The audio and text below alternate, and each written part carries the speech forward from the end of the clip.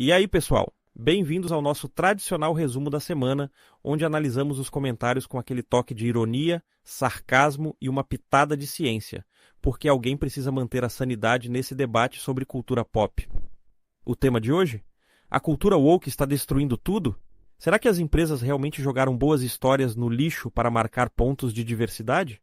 Ou será que a internet virou um episódio eterno de Dragon Ball Z, onde um lado grita lacração forçada e o outro responde com você é preconceituoso e ninguém chega a lugar nenhum?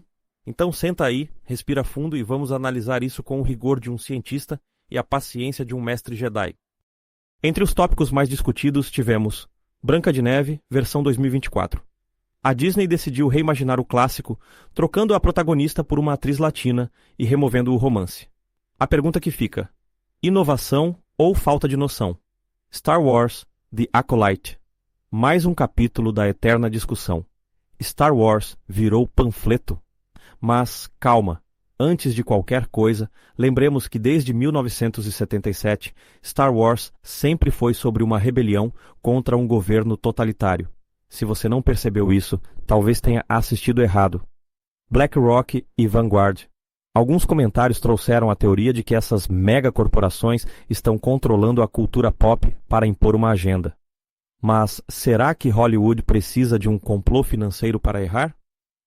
Ou a resposta é um pouquinho mais simples, e a eterna guerra da lacração.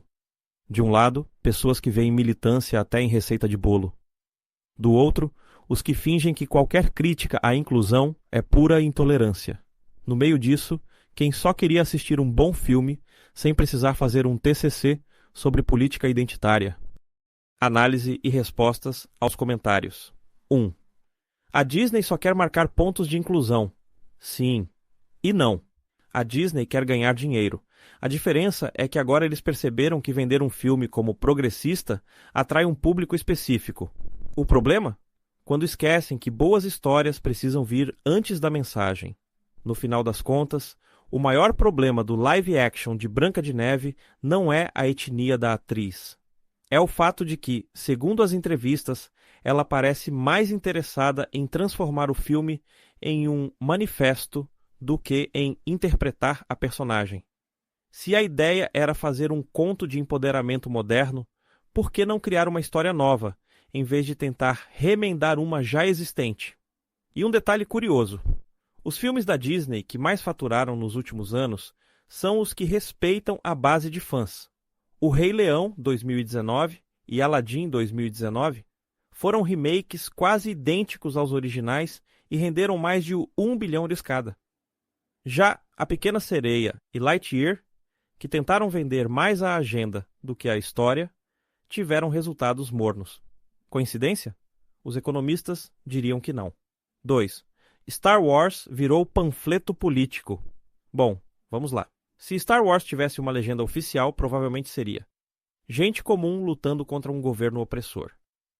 Desde o primeiro filme, a saga foi inspirada na ascensão de regimes totalitários e nos conflitos políticos da época. George Lucas comparou o Império Galáctico ao Terceiro Reich e ao governo do Eisenhower na Guerra do Vietnã. Então, sim, Star Wars sempre teve um posicionamento político. A diferença é que antes o foco era a história primeiro, a mensagem depois. O Mandaloriano e Andor conseguiram equilibrar isso com um roteiro bem construído. Já The Acolyte, bem, ainda está tentando encontrar seu caminho na força. 3. As empresas destroem suas obras por dinheiro de corporações bilionárias.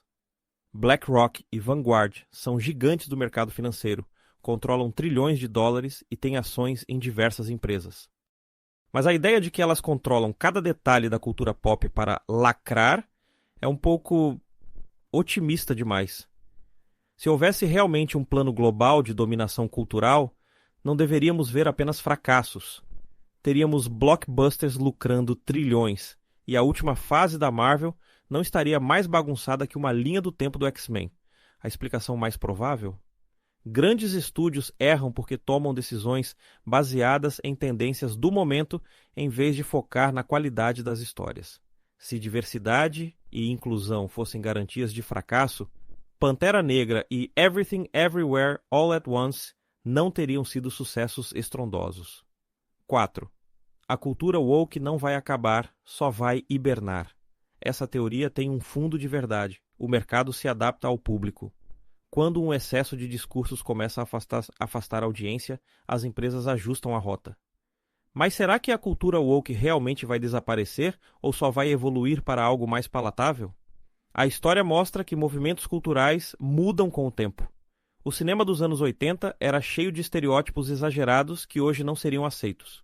O mesmo pode acontecer com essa onda atual. O mais provável é que no futuro a inclusão aconteça de maneira mais natural, sem parecer um item de checklist. 5. Os canais nerds só falam disso porque dá view. Sim, e você está assistindo. É assim que o algoritmo funciona. Quanto mais treta, mais engajamento. O problema não é falar sobre cultura woke. O problema é quando se transforma isso em um ciclo infinito de indignação, onde tudo, absolutamente tudo, vira lacração forçada. Isso só banaliza o debate e impede qualquer discussão séria. 6. Miles Morales é lacração, mas a Batgirl não? Aqui entra a seletividade do debate. Miles Morales é um personagem bem escrito, bem desenvolvido e consolidado. Mas algumas pessoas o criticam por ser um substituto do Peter Parker. Curiosamente, a mesma lógica não se aplica a outros personagens. Batgirl é uma versão alternativa do Batman. Jon Stewart substituiu Hal Jordan como Lanterna Verde nos anos 90 e ninguém surtou. Então, o problema é realmente a falta de originalidade ou só uma resistência seletiva a certos tipos de mudanças? No fim das contas, a cultura pop reflete a sociedade. E como toda a sociedade, está em constante mudança. Às vezes, os estúdios erram a mão e forçam mensagens de um jeito artificial. Outras vezes, o público exagera na indignação. O que realmente importa? Boas histórias. Sempre foi assim e sempre será. Então, em vez de entrar na briga infinita de lacração x anti-lacração, que tal focarmos em exigir roteiros bem escritos, independente de quem esteja na tela? Esse foi o resumo dos comentários da semana. Agora me conta, estamos vivendo o apocalipse da cultura pop? Ou é só um exagero da internet? Comenta aí e, claro, deixa o like. Ou então a BlackRock vai mandar um roteiro para sua vida onde você só pode falar em discursos progressistas. Até a próxima!